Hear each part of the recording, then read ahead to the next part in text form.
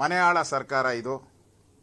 ದಿವಾಳಿ ಮಾಡಿ ಜನಸಾಮಾನ್ಯರ ಆತ್ಮಹತ್ಯೆ ಭಾಗ್ಯ, ಇವ್ರದ್ದು 5ನೇ 6ನೇ ಭಾಗ್ಯ ಆತ್ಮಹತ್ಯೆ ಭಾಗ್ಯ. ಇನ್ನೊಂದು ಗ್ಯಾರಂಟಿ, ಈ ಸರ್ಕಾರ 2.5 ವರ್ಷದ ಸಾಧನೆ ಏನು ಅಂತ ಹೇಳಿದ್ರೆ ನಾವು ಸಾವಿನ ಗ್ಯಾರಂಟಿ. ಯಮಕಿಂಕರರು ಇವರು ಕಾಂಗ್ರೆಸ್ ಪಾರ್ಟಿಯ ಮಂತ್ರಿಗಳಲ್ಲ, ಇವರು ಯಮಕಿಂಕರರು. ಬಡವರನ್ನ ಸುಲಿಗೆ ಮಾಡೋದು, ಈ ಥರ ಸರ್ಕಾರಿ ನೌಕರರ ಆತ್ಮಹತ್ಯೆಗೆ ಕಾರಣಕರ್ತರಾಗಿದ್ದಾರೆ ಇವರು. ಇದೊಂದು ಕೊಲೆಗಡಗರ ಸರ್ಕಾರ. ಈ ಸರ್ಕಾರಕ್ಕೆ ಧಿಕ್ಕಾರ ಧಿಕ್ಕಾರ ಧಿಕ್ಕಾರವನ್ನು ನಾನು ಕೂಗ್ತಾ ಇದ್ದೀನಿ. ಇವತ್ತು ಈ ಡೆತ್ ನೋಟ್ ಬರೆದಿಟ್ಟ ಮೇಲೂ ಕೂಡ ಈ ಡೆತ್ ನೋಟ್ ಇದುವರೆಗೂ ಮಾಧ್ಯಮಕ್ಕೂ ಸಿಕ್ಕಿಲ್ಲ, ಯಾರಿಗೂ ಸಿಕ್ಕಿಲ್ಲ. ಮುಚ್ಚಾಕುವಂಥ ಪ್ರಯತ್ನವನ್ನು ಮಾಡ್ತಾ ಇದ್ದಾರೆ. ಮುಚ್ಚಾಕ್ಬಿಟ್ಟಿದ್ದಾರೆ, ಅವನು ಸುಟ್ಟಾಕ್ಬಿಟ್ಟಿದ್ದಾರೆ. ಇವತ್ತು ಅಲ್ಲಿ ನೌಕರರೆಲ್ಲ ಸ್ಟ್ರೈಕ್ ಮಾಡ್ತಾ ಇದ್ದಾರೆ, ನ್ಯಾಯ ಕೊಡಿ ಅಂತೇಳಿ.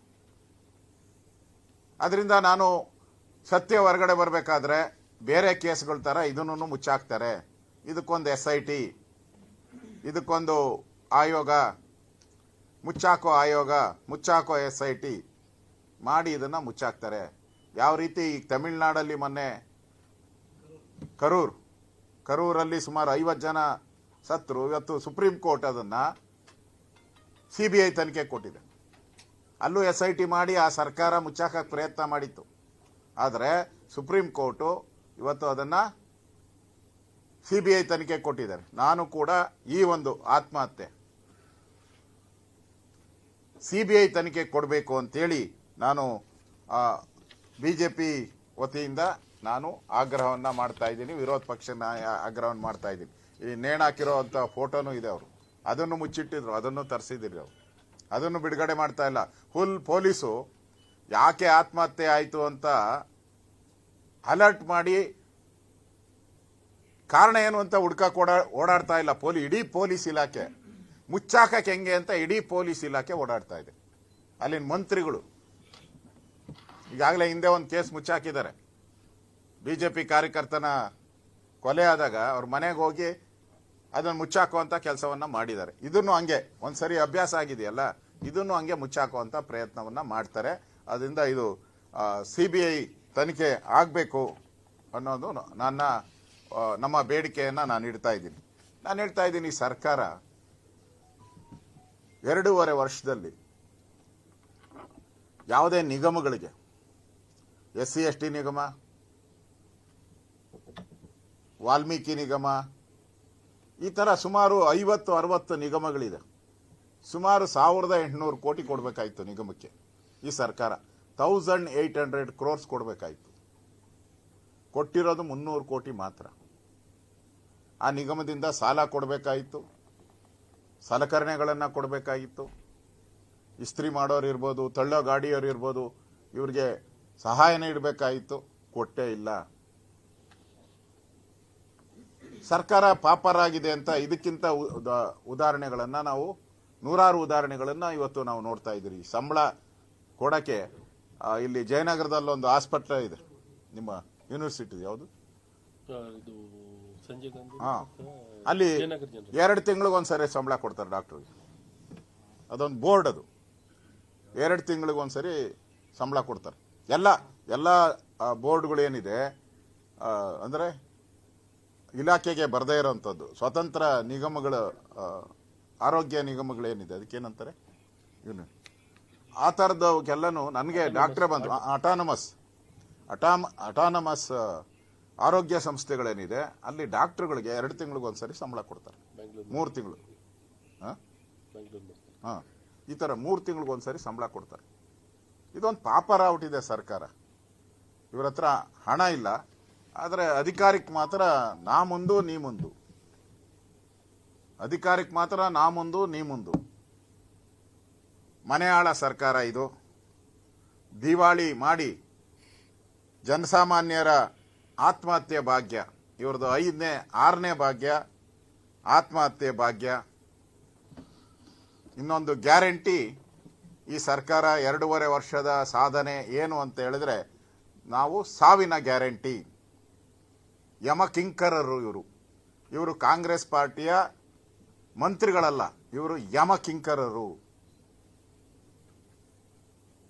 ಬಡವರನ್ನ ಸುಲಿಗೆ ಮಾಡೋದು, ಈ ತರ ಸರ್ಕಾರಿ ನೌಕರರ ಆತ್ಮಹತ್ಯೆಗೆ ಕಾರಣಕರ್ತರಾಗಿದ್ದಾರೆ ಇವರು. ಇದೊಂದು ಕೊಲೆಗಡಗರ ಸರ್ಕಾರ. ಈ ಸರ್ಕಾರಕ್ಕೆ ಧಿಕ್ಕಾರ ಧಿಕ್ಕಾರ ಧಿಕ್ಕಾರವನ್ನ ನಾನು ಕೂಗ್ತಾ ಇದ್ದೀನಿ. ಇವತ್ತು ಈ ಡೆತ್ ನೋಟ್ ಬರ್ದಿಟ್ಟ ಮೇಲೂ ಕೂಡ ಈ ಡೆತ್ ನೋಟ್ ಇದುವರೆಗೂ ಮಾಧ್ಯಮಕ್ಕೂ ಸಿಕ್ಕಿಲ್ಲ, ಯಾರಿಗೂ ಸಿಕ್ಕಿಲ್ಲ. ಮುಚ್ಚಾಕುವಂತ ಪ್ರಯತ್ನವನ್ನ ಮಾಡ್ತಾ ಇದ್ದಾರೆ. ಮುಚ್ಚಾಕ್ಬಿಟ್ಟಿದಾರೋ, ಸುಟ್ಟಾಕ್ಬಿಟ್ಟಿದಾರೋ. ಇವತ್ತು ಅಲ್ಲಿ ನೌಕರರೆಲ್ಲ ಸ್ಟ್ರೈಕ್ ಮಾಡ್ತಾ ಇದ್ದಾರೆ, ನ್ಯಾಯ ಕೊಡಿ ಅಂತೇಳಿ. ಅದರಿಂದ ನಾನು ಸತ್ಯ ಹೊರಗಡೆ ಬರಬೇಕಾದ್ರೆ ಬೇರೆ ಕೇಸ್ಗಳ ಥರ ಇದನ್ನು ಮುಚ್ಚಾಕ್ತಾರೆ. ಇದಕ್ಕೊಂದು SIT, ಇದಕ್ಕೊಂದು ಆಯೋಗ, ಮುಚ್ಚಾಕೋ ಆಯೋಗ, ಮುಚ್ಚಾಕೋ SIT ಮಾಡಿ ಇದನ್ನ ಮುಚ್ಚಾಕ್ತಾರೆ. ಯಾವ ರೀತಿ ಈಗ ತಮಿಳುನಾಡಲ್ಲಿ ಮೊನ್ನೆ ಕರೂರಲ್ಲಿ ಸುಮಾರು 50 ಜನ ಸತ್ರು. ಇವತ್ತು ಸುಪ್ರೀಂ ಕೋರ್ಟ್ ಅದನ್ನ CBI ತನಿಖೆ ಕೊಟ್ಟಿದೆ. ಅಲ್ಲೂ SIT ಮಾಡಿ ಆ ಸರ್ಕಾರ ಮುಚ್ಚಾಕಕ್ಕೆ ಪ್ರಯತ್ನ ಮಾಡಿತ್ತು. ಆದರೆ ಸುಪ್ರೀಂ ಕೋರ್ಟು ಇವತ್ತು ಅದನ್ನ CBI ತನಿಖೆ ಕೊಟ್ಟಿದ್ದಾರೆ. ನಾನು ಕೂಡ ಈ ಒಂದು ಆತ್ಮಹತ್ಯೆ CBI ತನಿಖೆ ಕೊಡಬೇಕು ಅಂತೇಳಿ ನಾನು ಬಿಜೆಪಿ ವತಿಯಿಂದ ನಾನು ಆಗ್ರಹವನ್ನ ಮಾಡ್ತಾ ಇದ್ದೀನಿ, ವಿರೋಧ ಪಕ್ಷ ಆಗ್ರಹವನ್ನು ಮಾಡ್ತಾ ಇದ್ದೀನಿ. ಈ ನೇಣಾಕಿರೋಂಥ ಫೋಟೋನು ಇದೆ, ಅವರು ಅದನ್ನು ಮುಚ್ಚಿಟ್ಟಿದ್ರು, ಅದನ್ನು ತರಿಸಿದಿರಿ, ಅವರು ಅದನ್ನು ಬಿಡುಗಡೆ ಮಾಡ್ತಾ ಇಲ್ಲ. ಪೊಲೀಸು ಯಾಕೆ ಆತ್ಮಹತ್ಯೆ ಆಯಿತು ಅಂತ ಅಲರ್ಟ್ ಮಾಡಿ ಕಾರಣ ಏನು ಅಂತ ಹುಡ್ಕಕ್ಕೆ ಓಡಾಡ್ತಾ ಇಲ್ಲ ಇಡೀ ಪೊಲೀಸ್ ಇಲಾಖೆ. ಮುಚ್ಚಾಕಕ್ಕೆ ಹೆಂಗೆ ಅಂತ ಇಡೀ ಪೊಲೀಸ್ ಇಲಾಖೆ ಓಡಾಡ್ತಾ ಇದೆ. ಅಲ್ಲಿನ ಮಂತ್ರಿಗಳು ಈಗಾಗಲೇ ಹಿಂದೆ ಒಂದು ಕೇಸ್ ಮುಚ್ಚಾಕಿದ್ದಾರೆ. ಬಿಜೆಪಿ ಕಾರ್ಯಕರ್ತನ ಕೊಲೆ ಆದಾಗ ಅವ್ರ ಮನೆಗೆ ಹೋಗಿ ಅದನ್ನು ಮುಚ್ಚಾಕುವಂತ ಕೆಲಸವನ್ನ ಮಾಡಿದ್ದಾರೆ. ಇದನ್ನು ಹಂಗೆ ಒಂದ್ಸರಿ ಅಭ್ಯಾಸ ಆಗಿದೆಯಲ್ಲ, ಇದನ್ನು ಹಂಗೆ ಮುಚ್ಚಾಕುವಂತ ಪ್ರಯತ್ನವನ್ನ ಮಾಡ್ತಾರೆ. ಅದರಿಂದ ಇದು CBI ತನಿಖೆ ಆಗಬೇಕು ಅನ್ನೋದು ನಮ್ಮ ಬೇಡಿಕೆಯನ್ನ ನಾನು ಇಡ್ತಾ ಇದ್ದೀನಿ. ನಾನು ಹೇಳ್ತಾ ಇದ್ದೀನಿ, ಸರ್ಕಾರ 2.5 ವರ್ಷದಲ್ಲಿ ಯಾವುದೇ ನಿಗಮಗಳಿಗೆ, SC ST ನಿಗಮ, ವಾಲ್ಮೀಕಿ ನಿಗಮ, ಈ ತರ ಸುಮಾರು 50-60 ನಿಗಮಗಳಿದೆ. ಸುಮಾರು 1800 ಕೋಟಿ ಕೊಡಬೇಕಾಯಿತು ನಿಗಮಕ್ಕೆ. ಈ ಸರ್ಕಾರ 1800 crores ಕೊಡಬೇಕಾಯಿತು. ಕೊಟ್ಟಿರೋದು 300 ಕೋಟಿ ಮಾತ್ರ. ಆ ನಿಗಮದಿಂದ ಸಾಲ ಕೊಡಬೇಕಾಯಿತು, ಸಲಕರಣೆಗಳನ್ನು ಕೊಡಬೇಕಾಗಿತ್ತು. ಇಸ್ತ್ರಿ ಮಾಡೋರು ಇರ್ಬೋದು, ತಳ್ಳೋ ಗಾಡಿಯವರು ಇರ್ಬೋದು, ಇವ್ರಿಗೆ ಸಹಾಯನ ಇಡಬೇಕಾಯಿತು. ಕೊಟ್ಟೇ ಇಲ್ಲ. ಸರ್ಕಾರ ಪಾಪರಾಗಿದೆ ಅಂತ ಇದಕ್ಕಿಂತ ಉದಾಹರಣೆಗಳನ್ನ ನಾವು ನೂರಾರು ಉದಾಹರಣೆಗಳನ್ನ ಇವತ್ತು ನಾವು ನೋಡ್ತಾ ಇದ್ದೀರಿ. ಸಂಬಳ ಕೊಡಕ್ಕೆ ಇಲ್ಲಿ ಜಯನಗರದಲ್ಲಿ ಒಂದು ಆಸ್ಪತ್ರೆ ಇದೆ, ನಿಮ್ಮ ಯೂನಿವರ್ಸಿಟಿ ಯಾವುದು, ಅಲ್ಲಿ 2 ತಿಂಗಳಿಗೊಂದ್ಸರಿ ಸಂಬಳ ಕೊಡ್ತಾರೆ ಡಾಕ್ಟರ್ಗೆ.